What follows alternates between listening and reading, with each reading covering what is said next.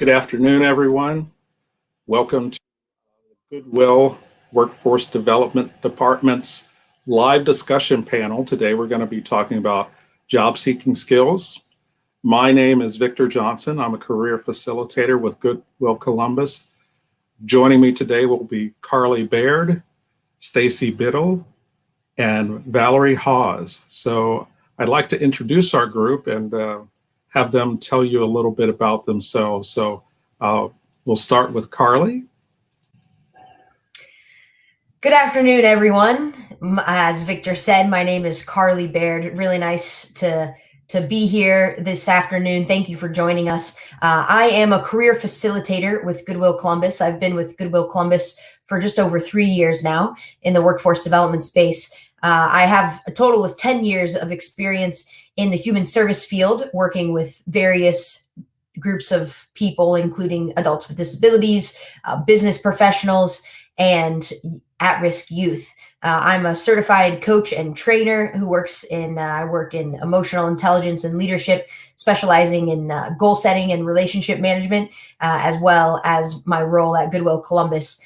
Currently, I'm working on a grant with at-risk youth in dropout recovery schools, bringing them career development training and job readiness skills.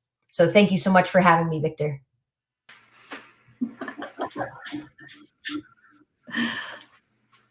Am I up next?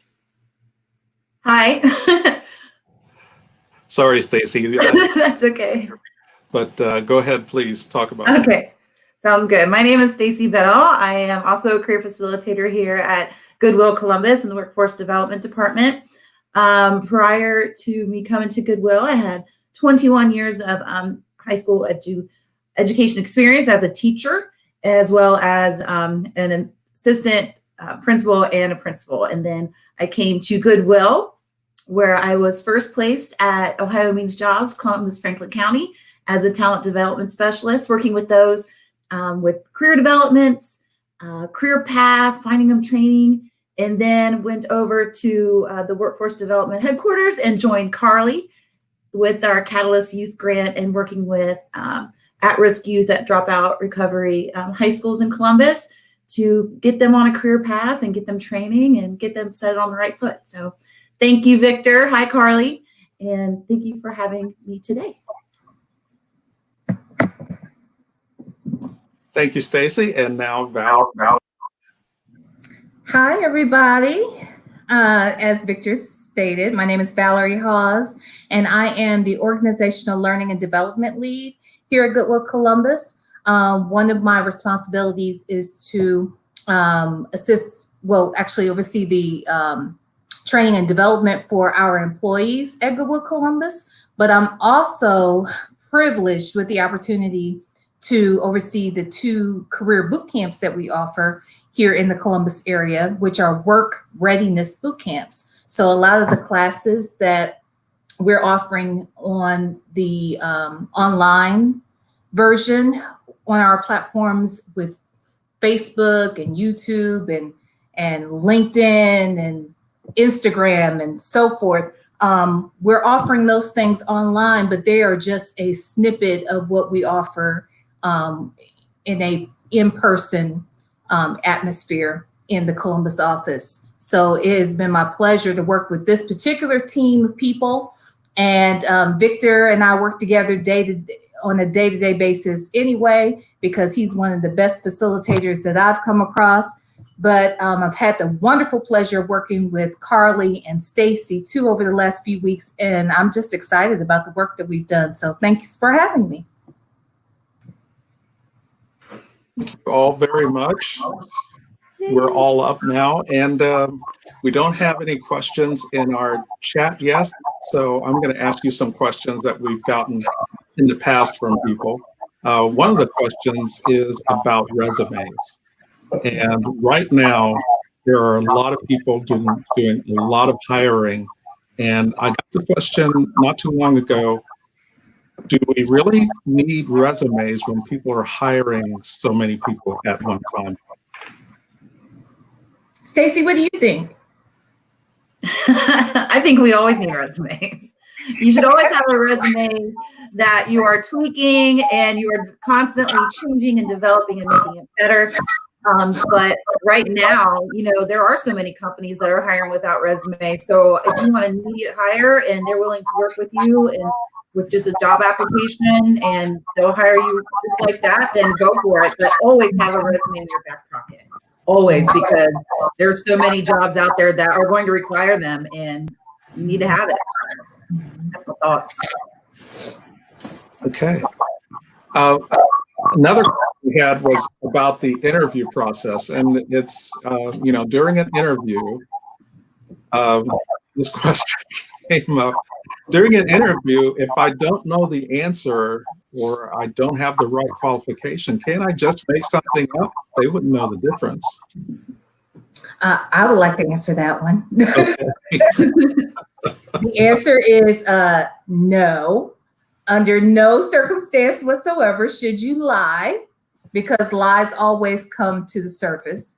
So I always tell people, we always give people a list of the most commonly asked questions in the interview, right? So if you already know what the commonly asked questions are, you can prepare answers. In the event that you don't have an actual answer because you haven't quite experienced it, you could still let the interviewer know that, I've not come across that scenario, or I've not encountered that, but this is how I would handle it. And ask them if it's okay to answer in that frame of mind. But don't take it upon yourself to answer in that way. And certainly under no circumstance do you ever want to lie. I'd like to add to that. Please. I think it's just to echo Valerie. Don't lie, but very common. I've answered this way in interviews before. Well, I don't have experience in that specific situation, but it reminds me of another situation where I did this, and you still answer the question with a similar experience, and they will always ask if they have clarifying questions. So that's what I'd like to add. Well, there's another question that goes along with the interview, and it's, why do some employers try to trick people in the interview with questions that don't have anything to do with the job? Is it a trick? I'll go with that one. I like to think in general that no one's trying to trick me, but that's just my outlook on life. You can choose to look at it however you want. But I'd like to prefer to think that people are not out to get me. And I think that's just a general outlook that we can all choose to have. But when it comes to the interview, the interviewer has one job to learn about you and understand what you might be like in the job.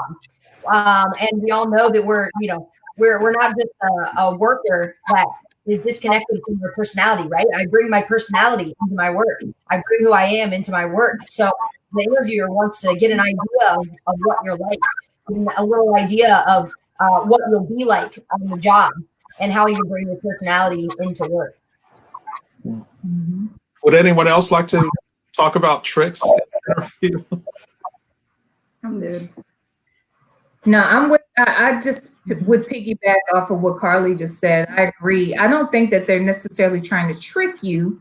I think a lot of the questions may not be specific to the type of task that you would be performing on the job, but it potentially is going to help them figure out whether or not you're a good fit, if you're going to have a good chemistry with the other people that you're working with. Do you fit in with just the overall office culture? So I think asking an array of questions gives them a better understanding of who you are as an individual, as a professional, and how you're going to fit in. So I agree. Okay. Mm-hmm. Well, we've been talking about interviewing. Right now, we're talking about, we have our panel discussion on job seeking skills. We had some interview questions, but maybe we should go back to the beginning. One of the questions maybe that we should start, maybe I should have started with this one, but one of the questions is, where do I go to search for a job? Please. I'll take that. Well, right now you go online. That's your best bet. And lo and behold, Goodwill has a partnership with Indeed that makes it really nice and easy for you. And you can find one of our workshops on how to do that efficiently on our workforce development, Goodwill Columbus Workforce Development Facebook page, where Carly does that really amazing and takes you through the steps of how to do it efficiently. But online's the way we want to go, especially right now. We're all at home, and there's so many jobs posted online, and that's the best way to do it. Oh, great. Thank you. Hey, I just got a question from Mrs. W, and she would like to know, how many resumes do you need? Go ahead, Stacey. I'll take this. You need one resume to keep. You're referring to your one resume. However, your resume needs to change every time you apply for a job, because I'm going to go a little deep in this for a second. Employers use these applicant tracking systems, and they put in keywords from the job description that they create. And what happens is, if you put your resume, you submit it with that application, and you submit it online, that resume goes through that system. So if you don't have those keywords in your resume, that system is going to pick it up, and no human eye is going to see your resume. So you do need one resume, but you need to constantly tweak it and match it to the job descriptions and the words in the job descriptions. Put those words in your resume before submitting it, so you can beat those applicant tracking systems. So I hope that answered the question. If not, definitely put a follow-up there. Okay. Valerie, please. I was going to say, I agree with exactly what Stacey said. I think that depending upon what jobs you are applying for, you may have several different skills that will allow you to get a job quick and easy, that will help you pay for your bills while you're looking for the next career move. So you may want to create a resume that's for a customer service representative, but because you have the skills that go into being able to do that job well, and there are a lot of those jobs available probably right away. So you want to have a resume that's specific to that, while you may have a separate resume that's specific to what your career is, or your career goal job is. For instance, I'm a trainer. So if let's say I was laid off right now, and I know that I need to go back into the workforce, tons of people out there with my same experience. There are going to be a lot of jobs available, but it may take a long time before I can get into a job that's very specific to my field, right? And that will pay me what I need to be paid for my experience. However, I need a job today. I don't have weeks or even months potentially before I can wait to land that job. I need something now. But if I go into the customer service job with my training resume, they may feel that may make me overqualified, or they may not think I understand the difference between the two roles. It just sends a lot of mixed messages, and messages that you don't want to have to clarify along the way. So it's probably a best practice to have more than one resume for that purpose. And then on the day of the interview, you'll want to have multiple resumes, because I wasn't sure if that's what they meant initially too in the question. But if you're in the interview, you'll want to take enough resumes for as many people you know you're interviewing with, and one for yourself, so that you can always refer back to it. So. What else should you take with you to an interview? Go ahead, Carly. Yeah, you should also take your references. So it's updated these days to not put your references on your actual resume. That's the new school way of doing it. So you don't need your references on your resume. So instead, what you'll do is create a separate sheet with your references on it, contacted them, let them know that we've used them and asked for permission to use them as references, of course. And that's another thing that you want to take with you to the interview is a reference page. Okay. Anything else you should take with you? Yes, Valerie. Take your own questions. You'll want to take a list of questions that you'll want to ask the interviewer as well, because at the end of every interview, they ask you, do you have any questions for us? It's always a good idea to say yes. And even if it's the same 3 or 4 questions you have for the last interviewer and the interviewer before that, it's fine. They don't know. You want to demonstrate your level of interest by the questions and the type of questions that you've prepared. Okay, great. Well, let's go back to the career search. And Mrs. W said thank you for the answer to the question about how many resumes do you need. But let's go back to the career search for just a moment. Stacy was talking about Indeed and the Indeed and Goodwill partnership and searching online. But what if I'm not sure what I want to do? Maybe I want to change careers and I'm not sure what I want to do. Where should I start, or what should I start doing when I'm preparing for the job search? Good question. I thought you were asking Stacy. I'm sorry. No, For everybody. Oh, all right, okay. I can jump in. Go ahead. So, repeat the question then, Victor. Okay, so I'm getting ready to do a job search online, but I'm thinking about maybe changing careers, but I'm not, or I want to switch careers, but I'm not sure what I want to do. What can I, is there something I can do to learn more about, what kind of career would be good for me? You could take a career assessment. Yeah. And there are a couple of different ones that we use through our boot camps at Columbus. One is through the Ohio Means Jobs website. And there's is it 20 questions or 40 questions, I believe? More than 20. 20. But it's quick. It's real quick. It's real quick. And Yeah, then there's 5 minutes. say that one more time. I'm sorry. Like Say less than 5 minutes. Yeah, it's not very time consuming. And then that's the shorter of the two. We also use one through Columbus State Community College. They have a career assessment, and I think that one's 60 questions. And so if the 20 question ones takes 5 minutes, this one still takes less than 10 to get through. And it just allows people to figure out what their interests are, what they're good at doing, what others think they're good at, then it will help match you up with what the job market says. And I always tell people, even if you don't have those assessments readily available to you, if you can answer the 3 questions, what do I do well? What do I like to do? And what does the job market say right now? You're going to be able to narrow it down to the best possible jobs for yourself just by asking those 3 questions. That's a great question. I just want to add into that a little bit. Ask yourself what you like to do, what you care about, what are you passionate about, what are you good at? Think about your past jobs, and what in your last jobs did you enjoy doing? What in your last jobs did you not enjoy doing?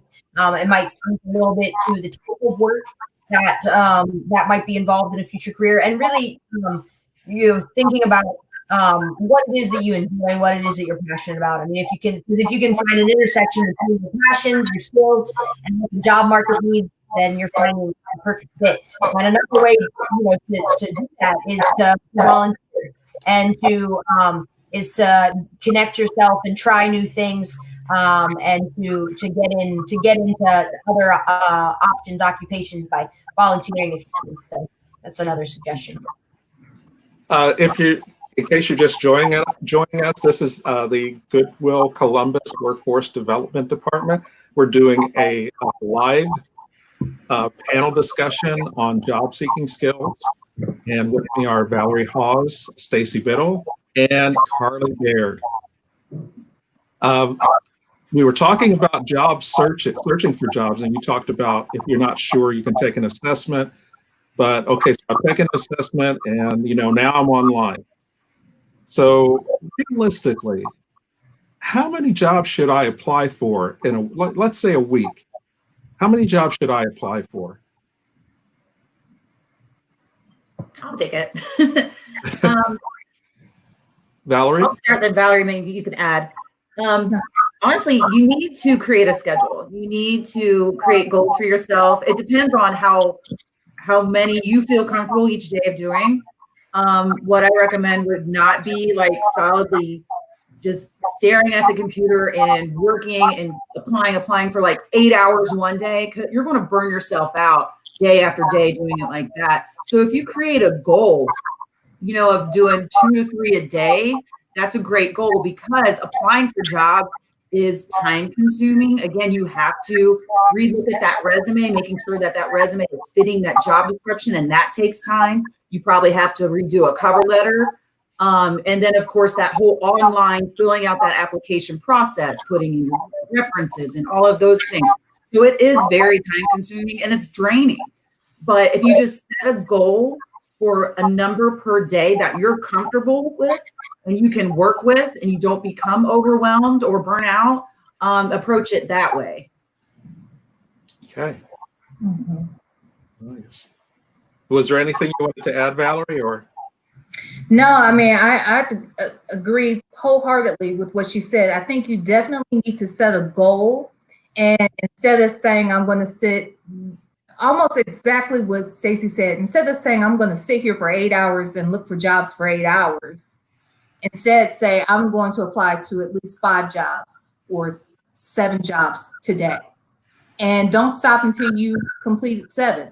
And then if you've completed 7 and you're only halfway through the day, well, then you can still continue to apply, but at your leisure, to the point where it doesn't burn you out, and then you can still walk away knowing that you've met a goal for the day. That's great. Very. So along with that, if you're applying, how long should you wait before you might call?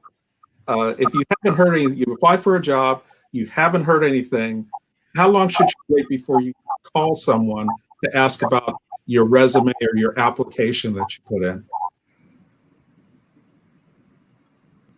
Carly, you're ready to answer. Well, first, you want to send a thank you letter. You want to send a follow-up email or something like that after the interview, and do that within 24 hours. That's what 24 to 48 hours. You want to follow up. And people might have different perspectives on it, but I'd say follow up once a week. The squeaky wheel gets oil. Yes. So you want to be I think you want to be following about once a week. Okay. Valerie?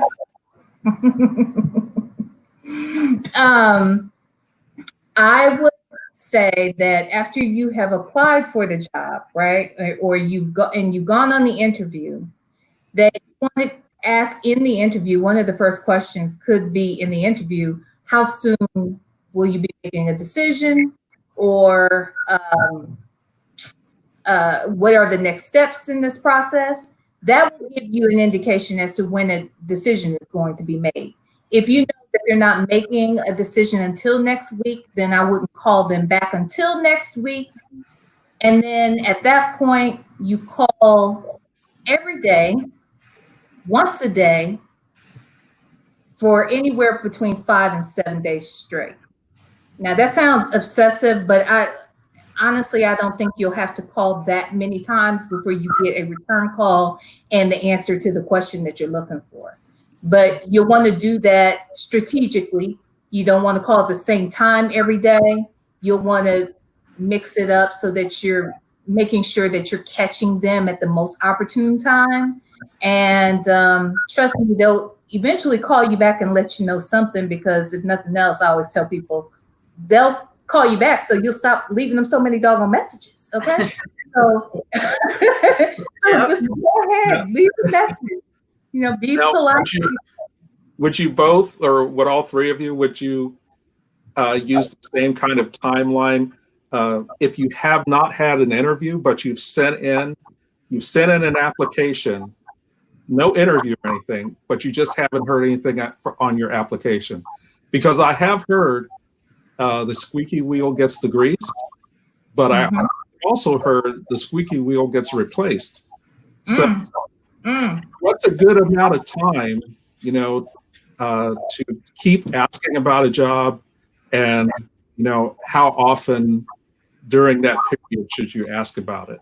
This is when you've just applied and you're waiting to hear if they've even looked at your resume. I would say, this is just my advice, I would suggest following a similar timeline. One thing you want to pay close attention to on the job posting is the closing date.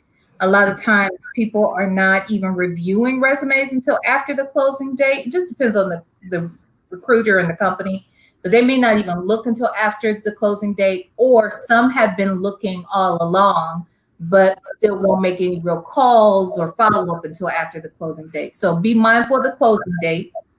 And then again, once I've seen the closing date, or I'll give it a week or so after I've applied, then I would call every day still. And when I say call at different times in the day, let me just give my little trick to this, is calling.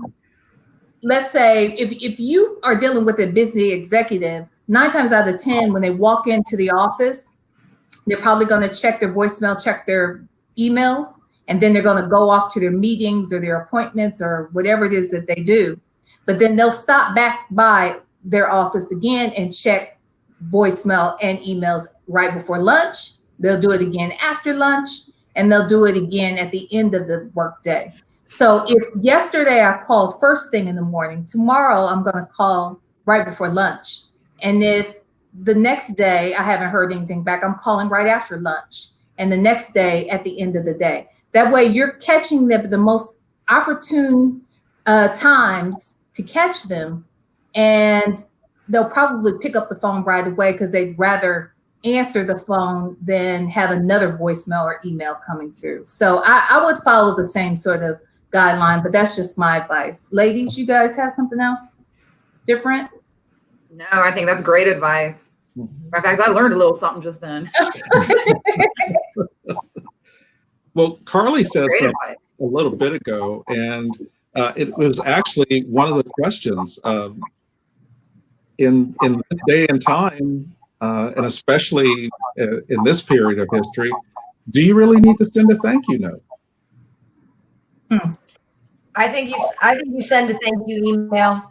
I think you always send a thank you email. And of course, in the interview, you want to ask for a business card and things of that nature to make sure you know who you're following up with. But I think the thank you email is a great idea. Stacey, what do you think? Agreed, completely agreed. Always follow up with a thank you email, always within 24 hours. It just shows respect because, honestly, these are people taking out their time of their busy schedule to interview and get to know you. You need to thank them for that time. Just a little thank you follow-up email, maybe even a short phone call. Thank you, it was nice meeting you. Also, maybe even put a little bit in there how you would be a good fit. I liked learning about this aspect of your company, and I feel that I'd be a good fit. Thank you for your time. Okay, another question that kind of goes back to the resume. On your, you're going to put down your education. But suppose I went to Columbus State, but I didn't graduate from Columbus State. Is this something I still put in my resume? I'll go with that one. Yeah. So what I always like to say is that if that education that you pursued has anything to do with what you're applying for, then you can include it. But if it doesn't, and you didn't get, if you didn't complete, then don't include it. That's my rule of thumb.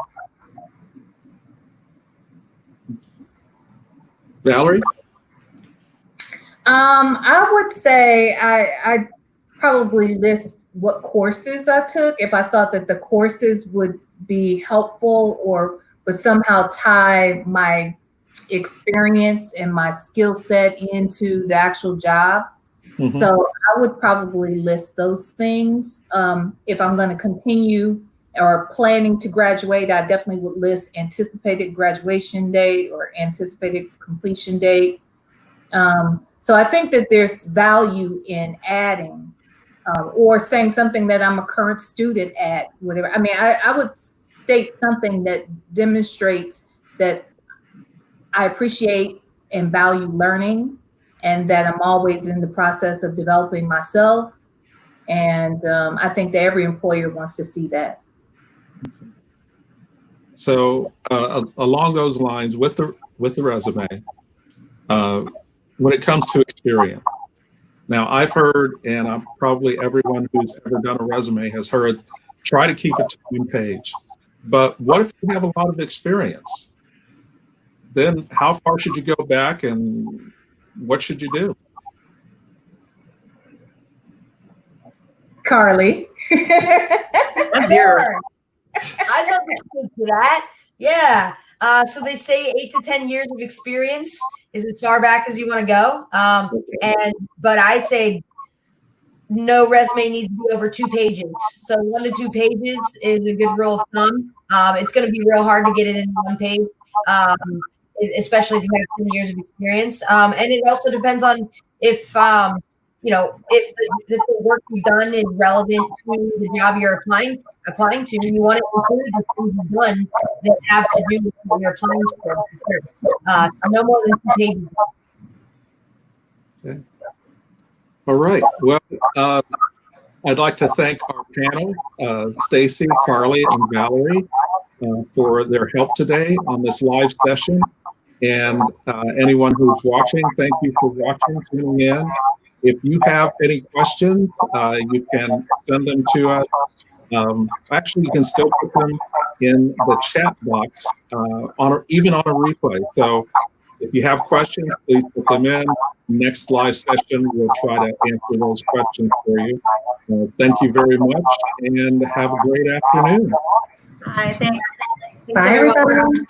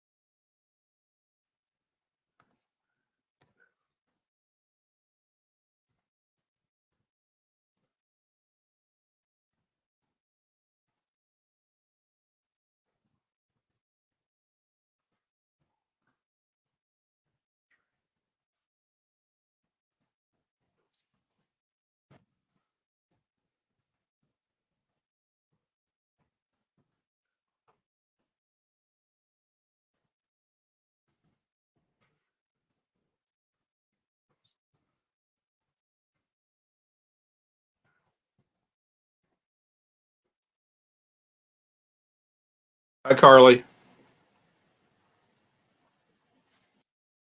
Carly? Yes. Can you hear me? Okay, you're still live.